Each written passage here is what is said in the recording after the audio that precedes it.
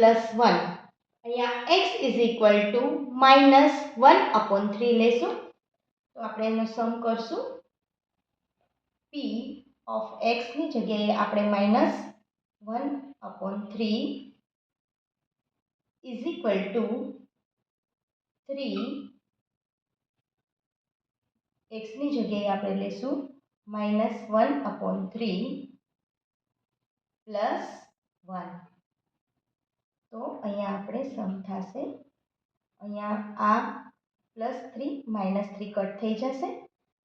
Answer આવશે -1 plus 1 is equal two -1 plus 1 minus plus minus 1 માંથી 1 જાય 0 માટે -1/3 આ 0 છે. આનો આન્સર રાઈટ છે. Okay,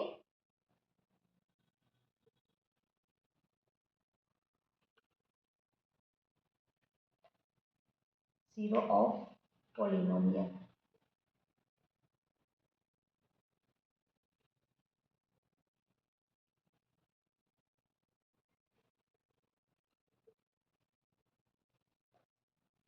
P of x is equal to 3x plus 1. હવે સેકન્ડ ક્વેશ્ચન છે. P of x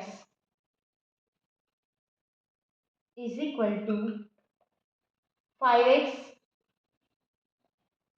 minus pi. અહીંયા x is equal to લેવાનું છે આપણે 4/5. તો એનો સમ થશે p x ની જગ્યાએ લેશું 4/5 is equal to 5. x ની જગ્યાએ લેશું આપણે 4/5 minus pi. તો આન્સર અહીંયા આવશે 4. આ 5 કટ થઈ જશે. આવ્યું 4 minus pi. તો એ that is not equal to 0. તો અહીંયા આપણે પ્રૂફ થશે કે p of x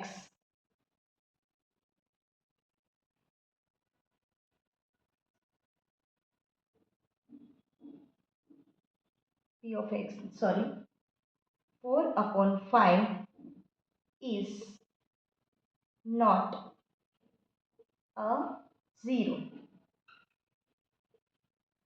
of a polynomial. P of x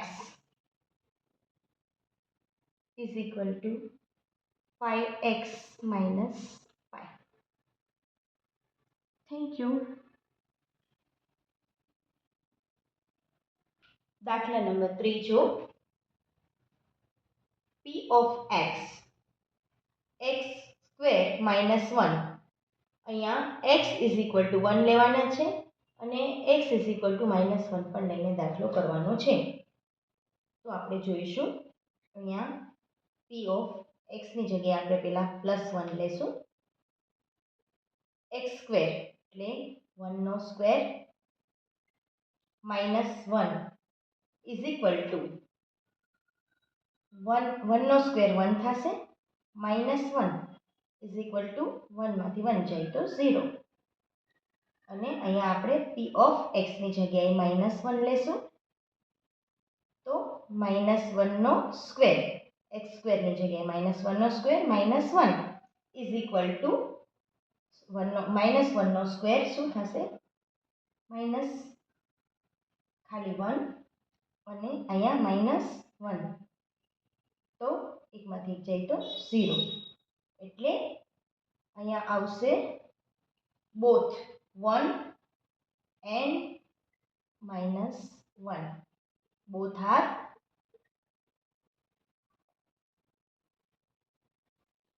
zeros.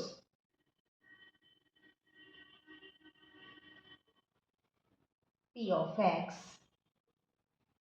is equal to x² -1 પોલિનોમિયલના આ બંને 0 છે. હવે ચોથો P of x is equal two x plus 1 અને એક્સ માઇનસ 2. અહીંયા આપણે એક્સ ઇઝ ઇક્વલ ટુ લેશું -1 અને 2 બંને લેવાના છે.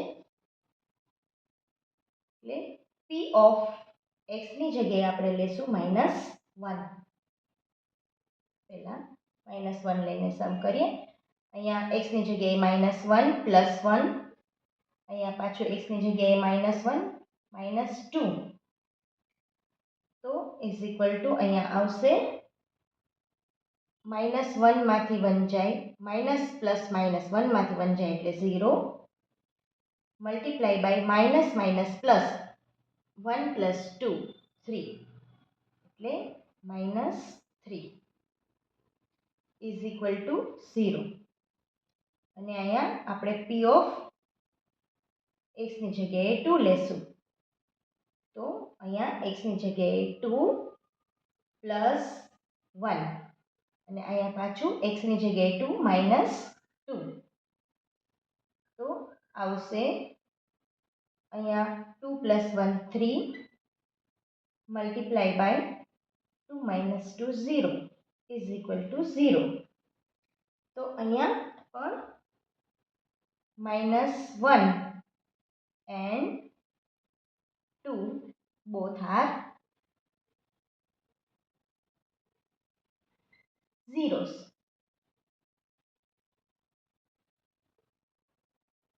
Of polynomial p of x is equal to x plus 1 x minus 2. હવે સમ number 5. p of x is equal to x square અને અહીંયા આપણે x is equal to 0 લેવાનું છે. તો અહીંયા આપણે p of x ની જગ્યાએ 0 લેશું. અહીંયા પણ x ની જગ્યાએ 0 નો સ્ક્વેર એટલે અહીંયા આવશે 0. એટલે 0 is a 0 of polynomial p of x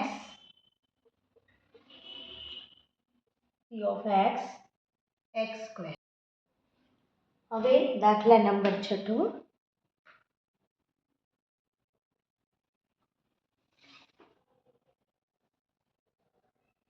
p of x is equal to lx plus m. અહીંયા આપણે x is equal to -m ના છેદમાં l લેવાનું છે. તો આપણે કરશું p x is equal to આપણે -m ના છેદમાં l is equal to l, x is equal to -m upon l plus m is equal to -m. આ 1 ને આ 1 કટ થઈ જશે એટલે -1 -m plus m is equal to 0. તો અહીંયા પણ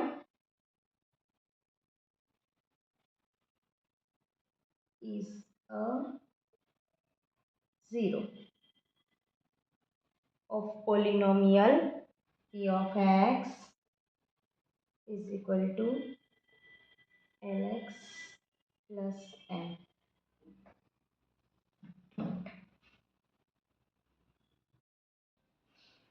હવે દાખલા નંબર 8.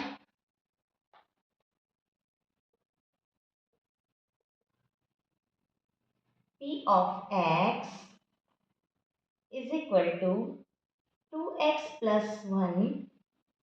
અહીં x is equal to 1/2 લેશું. તો આપણે અહીંયા p of x ની જગ્યાએ 1/2 is equal to 2, 1 upon 2 plus 1 is equal to, અહીંયા 2 2 કટ થઈ જશે, 1 plus 1 is equal to 2 and 2 is not equal to 0. એટલે અહીંયા 1 upon 2 is not a 0 of polynomial p of x is equal to 2x plus 1.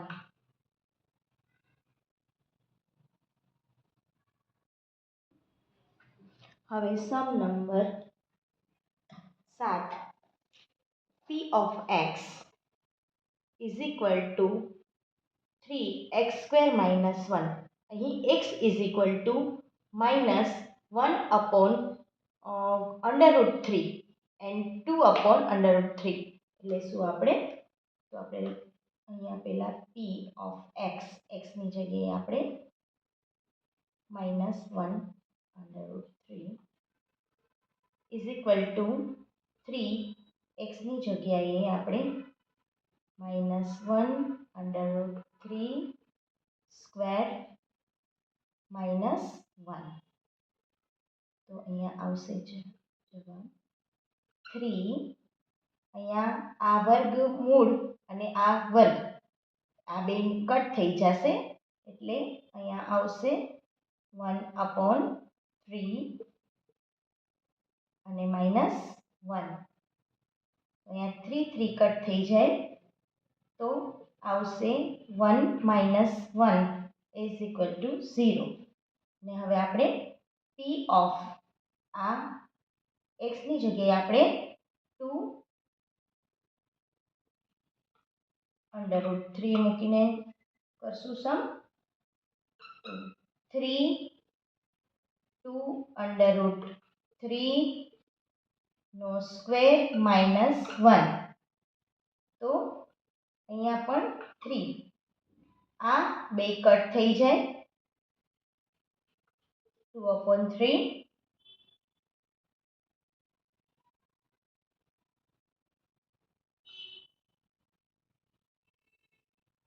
અહીંયા 2 નો square થશે, sorry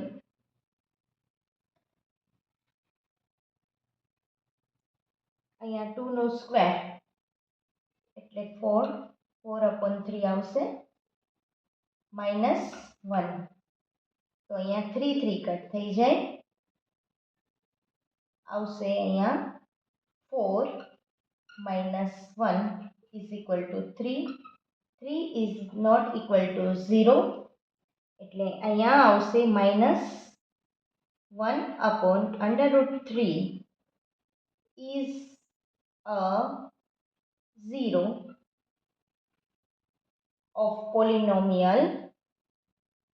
of polynomial p of x is equal to 3x square minus 1, but